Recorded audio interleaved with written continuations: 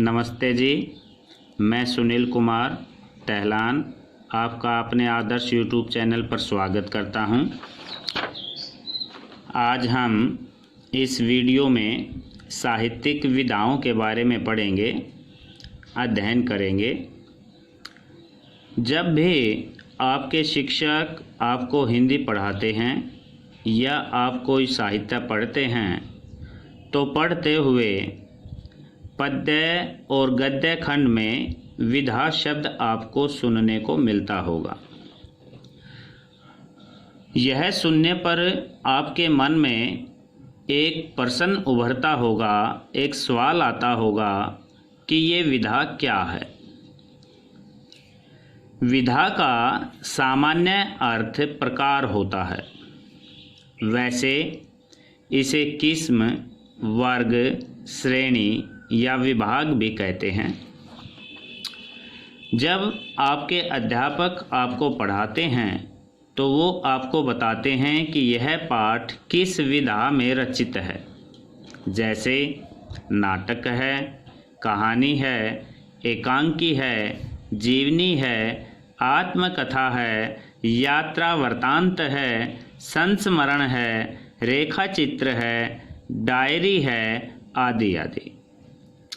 आज हम इसी विधा पर चर्चा करेंगे और इसे समझने का प्रयास भी करेंगे कि विधा क्या है, इसके कितने रूप होते हैं। विधा एक प्रकार से काव्य का प्रकार, कैटेगरी होती है।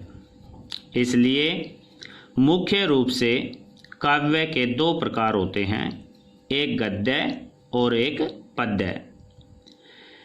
पद्य खंड जो होता है उसमें कवितावली होती है और जो गद्य खंड होता है इसमें हमारे पाठ होते हैं। 1000 ईस्वी से 1900 ईस्वी तक पद्यों में ही रचनाएं मिलती हैं। गद्यों में बहुत ही कम रचनाएं प्राप्त हैं। पहले गद्यों में बहुत कम लिखा जाता था। आज आधुनिक काल गद्य विकास काल है। 1900 ईस्वी से अब तक का जो काल है उसको हम गद्य काल कहते हैं, जिसमें कहानी, नाटक, एकांकी, जीवनी, आत्मकथा, यात्रा वृत्तांत, संस्मरण, रेखा चित्र, डायरी आदि का विकास हुआ। मुख्य रूप से काव्य दो प्रकार के होते हैं, गद्य और पद्य। परंतु एक तीसरे प्रकार के काव्य का विकास भी हुआ जिसे चंपू काव्य के नाम से जाना जाता है। इसमें गद्य और पद्य मिश्रित विकास है, मिश्रित रचनाएं रहती हैं। मैथिली शरण गुप्त की रचना यथोधरा इसी काव्य के अंतर्गत आती है। तो आइए हम जानें कि साहित्यिक विधाएं क्या होती हैं। हम सबसे पहले कहानी के बारे में चर्चा करेंगे। कहानी किसे कहते हैं? जीवन की किसी एक घटना के रोचक वर्णन को कहानी कहते हैं। कहानी ऐतिहासिक, सामाजिक, धार्मिक, काल्पनिक, चारित्रिक एवं घटना प्रधान हुआ करती हैं। इस विधा में कई प्रधान पात्र, पात्रा एवं सहायक पात्र होते हैं। सामान्य रूप से प्रधान पात्र का चरित्र उजागर होता है। भारत में कथा साहित्य की परंपरा बहुत पुरानी रही है। हमने कविता के इतिहास में देखा कि पहले भी कहानियाँ लिखी जाती थी, लेकिन वे पदात्मक हुआ करती थी। बाद में गद्य विकास काल, जो कि 1900 ईस्वी से माना जाता है, में गद्य लिखने की परंपरा शुरू हुई। कथा, कहानी, गल्प, आख्यायिका आदि नामों से यह रचना की जाती रही है।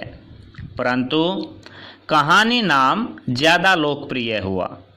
पुरानी कथा से आधुनिक कहानी इस रूप में भिन्न हैं, अलग अलग हैं।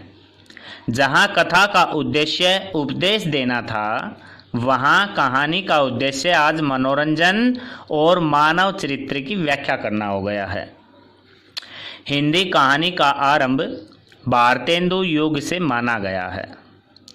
उसका विशेष प्रचलन सरस्वती पत्रिका एवं हंस आदि में हुआ। इस विधा को प्रसाद चंद्रधर शर्मा गुलेरी, मुंशी प्रेमचंद, राजा राधिका रमन प्रसाद आदि ने काफ़ी संवारा है। इसके बाद आता है उपन्यास। यूँ तो उपन्यास लिखना 18वीं सदी में ही शुरू हो गया था, किंतु भारतेंदु युग हुआ है 1850 से 1900 में। इसने काफ़ी जोर पकड़ लिया था। 18वीं सदी के उत्तरार्ध में बाबू देवकी नंदन खत्री के उपन्यास चंद्रकांता ने काफ़ी प्रसिद्धि पाई थी। टीवी पे आप बच्चों ने चंद्रकांता सीरियल देखा होगा बेटा। ये देवकी नंदन खत्री का उपन्यास है। इस उपन्यास के बारे में यह कहा जाता है कि इसने बहुत सारे लोगों को हिंदी सीखने के लिए बाध्य कर दिया था। प्रसाद का कंकाल, तितली, प्रेमचंद का गोदान, गबन, सेवा सदन, रंगभूमि, नागा अर्जुन का बलचन्मा, रतिनाथ की चाची, पारो, आचार्य शिवपूजन सहाय का देहाती दुनिया और फणीश्वर नाथ रेणु का मैला आंचल आदि ने काफ़ी नाम कमाया है। उपन्यास कहानी से आकार में बड़ा और विविधतापूर्ण हुआ करता है। इसमें छोटी बड़ी अनेक घटनाएं एवं अनेक पात्र पात्राएं हुआ करते हैं।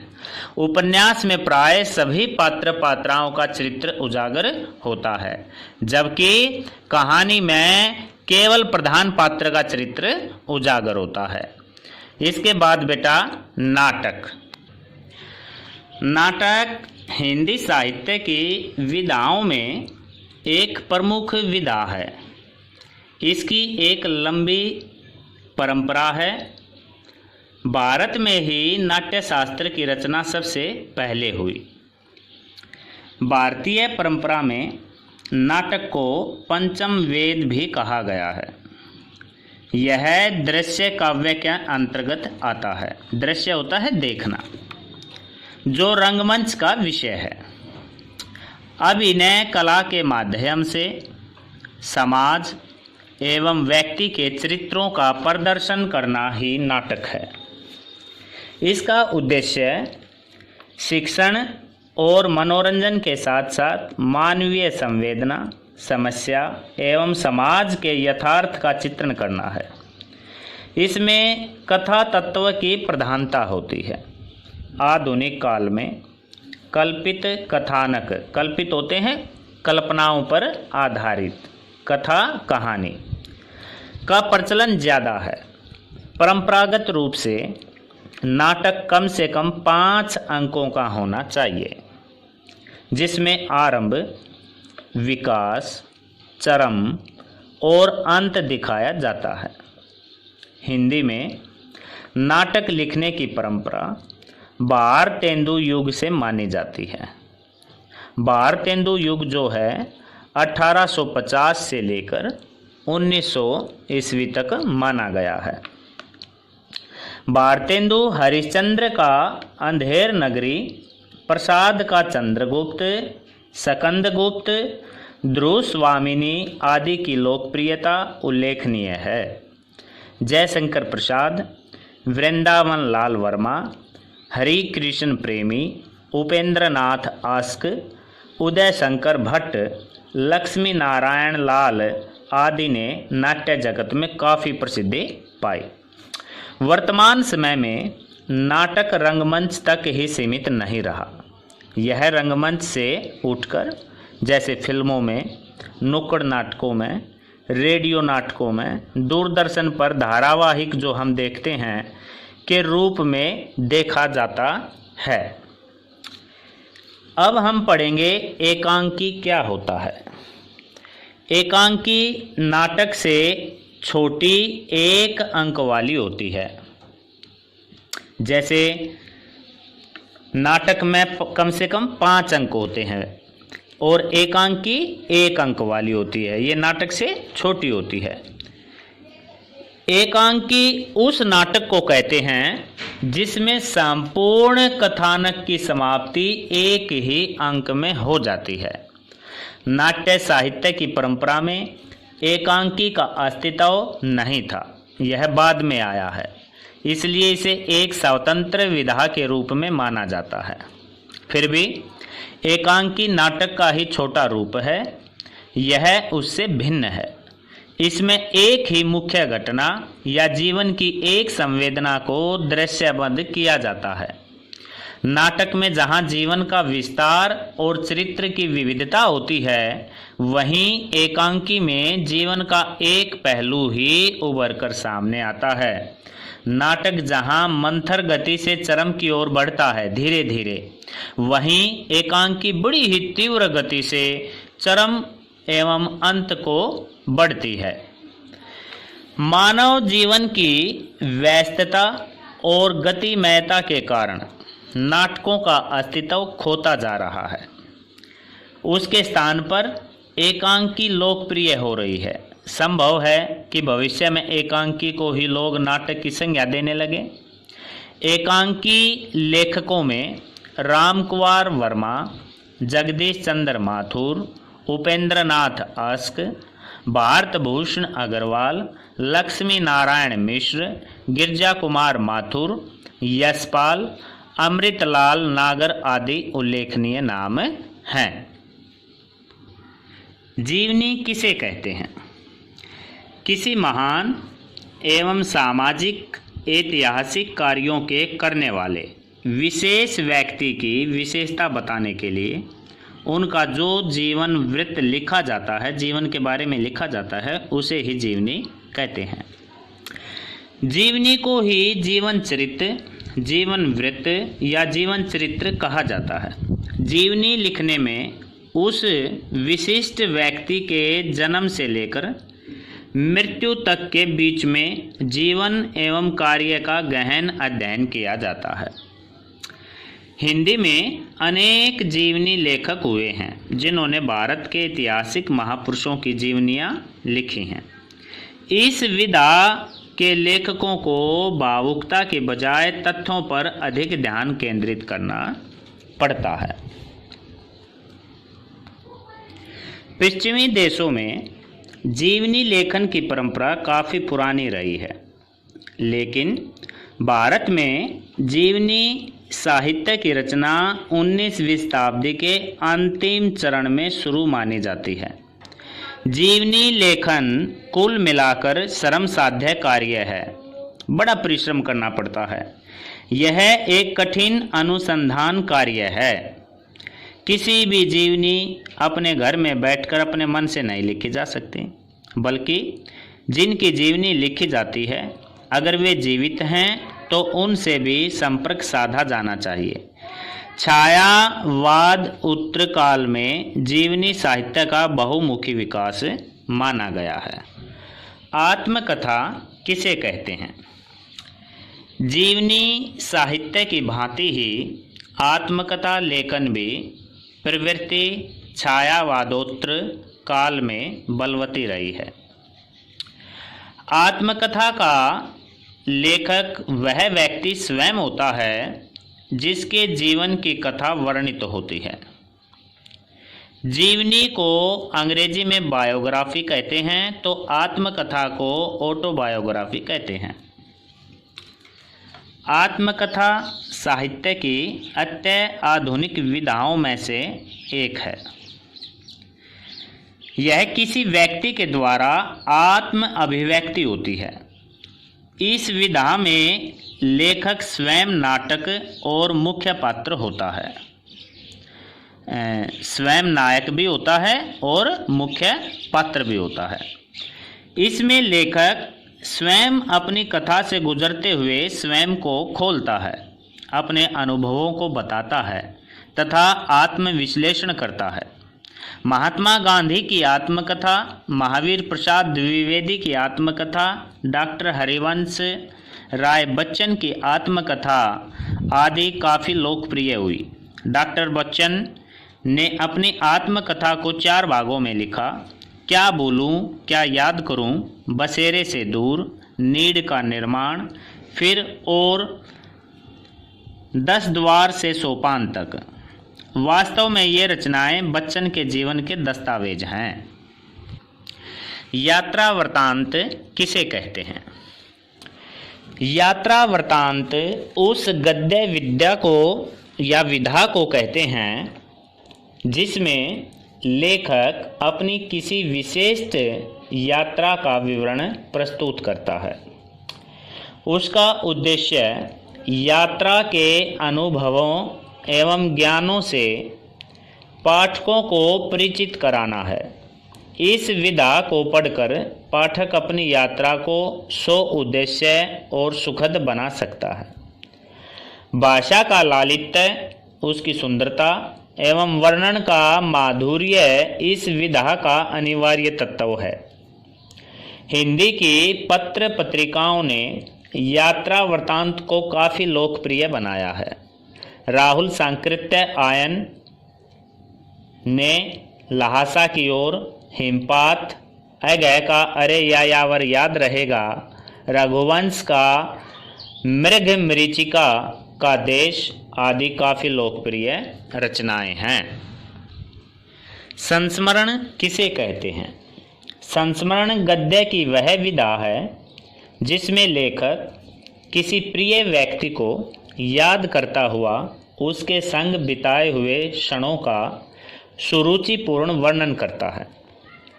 इसमें लेखक स्वयं को किनारे रखकर उस विशेष व्यक्ति के चरित्र को उभारने का प्रयास करता है। इसके लिए लेखक स्मृतियों की भीड़ में से कुछ सार्थक स्मृतियों का चयन करके इस प्रकार उसे संजोकर लाता है। उसके जीवन के उतार चढ़ाव, गंभीरता, विनोद के क्षणों की छाया स्पष्ट रूप से उभर आए। महादेवी वर्मा द्वारा लिखित राजेंद्र बाबू, निराला, पंत आदि के संस्मरण आज भी बड़े चाव से पढ़े जाते हैं। बेनीपुरी द्वारा लिखित सुभान खां, बाल गोविंद भगत आदि ऐसे ही संस्मरण हैं। रेखा चित्र किसे कहते हैं? रेखा चित्र अंग्रेजी के स्केच शब्द का पर्याय है, जिसे हिंदी में शब्द चित्र भी कहते हैं। जो चित्र रेखा द्वारा खींचे जाते हैं उन्हें हम रेखा चित्र कहते हैं। साहित्य में रेखा का काम शब्दों से लिया जाता है। शिवदान सिंह चौहान ने रेखा चित्र के विषय में कहा है, रेखा चित्र पढ़कर किसी वस्तु का चित्र ही हमारे सामने नहीं खिंच जाता, बल्कि अभिव्यक्ति और चित्रण के पीछे अनासक्ति भाव का उपक्रम किए लेखक की छिपी सहानुभूति से भी अप्रत्यक्ष रूप से पाठक प्रभावित होता है। वास्तविक उस टुकड़े को भी विराट संदर्भ से हटाकर जैसे खुर्दबीन से देखकर वह उसे पूरी तौर पर जान लेता है, उसके संपूर्ण स्वरूप से उसके आंतरिक संबंधों को पहचान लेता है। जिस तरह चित्रकार रंगों, तुलिका और कल्पना के माध्यम से चित्र बनाता है, उसी तरह साहित्यकार अपनी स्मृति की रेखाओं को शब्दों से कलात्मक रूप से अभिव्यक्ति करता है। स्मृति तत्व की समानता के कारण यह विधा संस्मरण के काफ़ी निकट है। रेखा चित्र की सफलता इस बात में निहित है कि उसे पढ़ते समय पाठक के सामने वर्णित पात्र या दृश्य का चित्र समुपस्थित हो जाए। जब हम रेखा चित्र को पढ़ते हैं तो पढ़ते पढ़ते जिस पात्र के विषय में पढ़ाया जा रहा है उसकी छवि हमारी आँखों के सामने बन जाती है। रेखा चित्रों में बेनीपुरी और महादेवी वर्मा का नाम उल्लेखनीय है। डायरी लेखन किसे कहते हैं? डायरी लेखन गद्यात्मक विधा का अत्याधुनिक रूप है। डायरी व्यक्ति के प्रत्येक दिन के कार्यों, घटित घटनाओं तथा अनुभव का संक्षिप्त लेखा जोखा है। संक्षिप्त होता है कम शब्दों में, जो वह स्वयं लिखता है। इसके द्वारा लेखक नई घटनाओं, अपने विचारों एवं क्रिया प्रतिक्रिया को संचित रखता है। वर्तमान समय में विभिन्न परीक्षाओं में छात्रों को डायरी लिखने के लिए कहा जाता है। अतएव छात्रों को निम्नलिखित बातों पर विशेष ध्यान देना चाहिए कि विवरण संक्षिप्त हो। जो भी हम लिख रहे हैं वो संक्षिप्त हो, छोटा हो। स्थान और तिथि का जिक्र उसमें अवश्य करें। अनुभव स्पष्टता से अभिव्यक्त हो। घटना का विश्लेषण और निष्कर्ष जरूर लिखना चाहिए। भाषा स्पष्ट और शैली जो है बोधगम्य हो। डायरी लेखक के हस्ताक्षर उसमें अवश्य हों। डॉक्टर जाबिर हुसैन की डायरी से ली गई रचना सांवले सपनों की याद बहुत ही सुंदर और रोचक और प्रेरक है। इनके अतिरिक्त एक विधा जो आज आधुनिक रूप से है, इंटरव्यू साहित्य। हिंदी गद्य के आधुनिक रूपों में इंटरव्यू का उल्लेख भी आवश्यक है। इसके लिए साक्षात्कार, भेंट वार्ता और विशेष परिचर्या शब्द पर्याय रूप में प्रयुक्त होते हैं। इंटरव्यू से अभिप्राय उस रचना से है जिसमें लेखक व्यक्ति विशेष के साथ साक्षात्कार करने के पश्चात प्राय किसी निश्चित प्रश्नमाला के आधार पर उसके व्यक्तित्व और कृतित्व के संबंध में प्रामाणिक जानकारी प्राप्त करता है और फिर अपने मन पर पड़े प्रभाव को शब्दबंद कर डालता है। हिंदी में इस विधा के प्रवर्तन का श्रेय बनारसी दास चतुर्वेदी को है। रत्नाकर जी से बातचीत, प्रेमचंद जी के साथ 2 दिन उनकी उल्लेखनीय रचनाएं हैं। इसी प्रकार जगदीश प्रसाद चतुर्वेदी और चिरंजी लाल एकांकी द्वारा क्रमशः बदत होता है ये बदत, आनंद, कौशल्या आयन और महादेवी वर्मा के लिए किए गए इंटरव्यू भी उल्लेखनीय हैं। बेनी माधव शर्मा कृत कवि दर्शन इस विधा की प्रथम स्वतंत्र रचना है। तो आज हमने साहित्यिक विधाओं की जानकारी प्राप्त की। आशा है आपको ये जानकारियाँ अच्छी लगी होंगी। इस वीडियो को देखने के लिए और सुनने के लिए आप सभी का हृदय से धन्यवाद।